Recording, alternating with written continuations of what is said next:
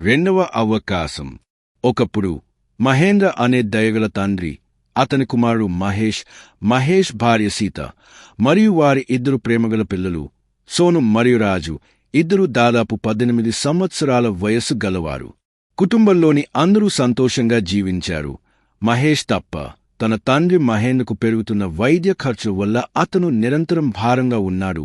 అతను coronary artery disease, Canadian dollar అనే అరుదైన వ్యాధితో బాధపడ్డాడు. కాలక్రమేణా ఈ ఆర్థిక ఒత్తిడి ఆగ్రహంగా మారింది.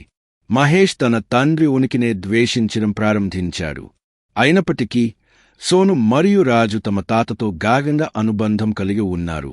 వారు అతనితో సమయం గడపడం, అతని కథలు వినడం మరియు అతన్ని చూసుకోవడం ఇష్టపడ్డారు. మహేంద్ర అనారోగ్యంతో ఉన్నప్పటికీ తన మనవళ్ల సమక్షంలో ఆనందాన్ని పొందాడు. కాని గత వారం రోజులుగా అతను పదే మహేష్ను తన అవసరమైన మందుల కోసం అడుగుతున్నాడు. మహేష్ వాయిదా వేస్తూ వచ్చిన అభ్యర్థనలు.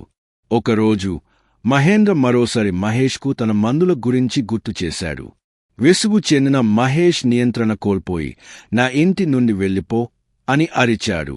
బాధతో, షాక్తో మహేంద్ర అతనితో ఇలా తర్కించడానికి ప్రయత్నించాడు. ఇది నా ఇల్లు. నేను కష్టపడి సంపాదించిన డబ్బుతో దీన్ని నిర్మించాను. కాని నిరాశతో కళ్ళు మూసుకున్న మహేంద్ర వినలేదు మరియు తన తండ్రిని బలవంతంగా బయటకు పంపించాడు. గుండె పగిలిపోయి వెళ్లడానికి ఎక్కడా లేకపోవడంతో మహేంద్ర వీధిలో తిరుగుతూ పాత స్నేహితులను సహాయం కోసం అడిగాడు. కాని ఎవరూ ముందుకు రాలేదు. చివరికి అతను సమీపంలోని ఆలయం మెట్లపై కూర్చుని బతికే అవకాశం కోసం వేడుకున్నాడు. ప్రతిరోజూ ప్రియ అనే యువతి, వైద్యురాలు ఆలయాన్ని సందర్శించింది. ఆమె మహేంద్రను గమనించి తరచుగా అతనికి సున్నితమైన చిరునవ్వుతో ప్రసాదం ఇచ్చేది. ఆమె దయ ఉన్నప్పటికీ మహేంద్ర యాచించడం వల్ల కలిగే అవమానాన్ని భరించలేకపోయాడు. బాధ మరియు ఒంటరితనంతో మత్తులో ఉన్న మహేంద్ర తన ప్రాణాలను అర్పించుకోవడానికి ప్రయత్నించాడు. అదృష్టవశాత్తు ప్రతి ప్రయత్నం విఫలమైంది. ఇంటికి తిరిగి వచ్చిన సోను మరియు రాజు మరింతగా కలత చెందుతున్నారు. వారు తమ తాతను చాలా మిస్ అవుతున్నారు మరియు దేనిపైనా దృష్టి పెట్టలేకపోయారు. వారు తమ తండ్రిని తిరిగి తీసుకురావాలని వేడుకున్నారు. కాని మహేష్ చెవిటివాడు. ఇంతలో సీత పని మీద అమెరికాకు ప్రయాణించింది మరియు ఇంట్లో జరుగుతున్న ప్రతిదీ ఆమెకు తెలీదు. నిశ్చయించుకున్న కవులలు తమ తాతను తిరిగి తీసుకురావడానికి ఒక రహస్య పథకం వేశారు. ఒక రాత్రి అర్ధరాత్రి సమయంలో వారు దొంగచాటుగా బయటకు వెళ్లి ఆలయానికి వెళ్లారు. వారు దగ్గరకు వచ్చేసరికి మహేంద్ర ఆలయం మెట్లపై నొప్పితో ఛాతీని పట్టుకుని కుప్పకూలిపోతున్నట్లు చూశారు. ఆ క్షణంలోనే నైట్ షిఫ్ట్ నుండి ఇంటికి తిరిగి వస్తున్న ప్రియ మహేంద్రను చూసి సహాయం చేయడానికి పరుగెత్తింది. ఆమె త్వరగా ప్రథమ చికిత్స అందించి అంబులెన్స్కు ఫోన్ చేసింది. మహేంద్ర కళ్ళు తెరిచినప్పుడు తన పక్కన తన మనవళ్లను, వారి కళ్లలో కన్నీళ్లను చూశాడు. భావోద్వేగంతో ఉక్కిరిబిక్కిరి అయిన అతను వారిని గట్టిగా కౌగిలించుకున్నాడు. దయచేసి ఇంటికి తిరిగేరా తాత అని వారు వేడుకున్నారు.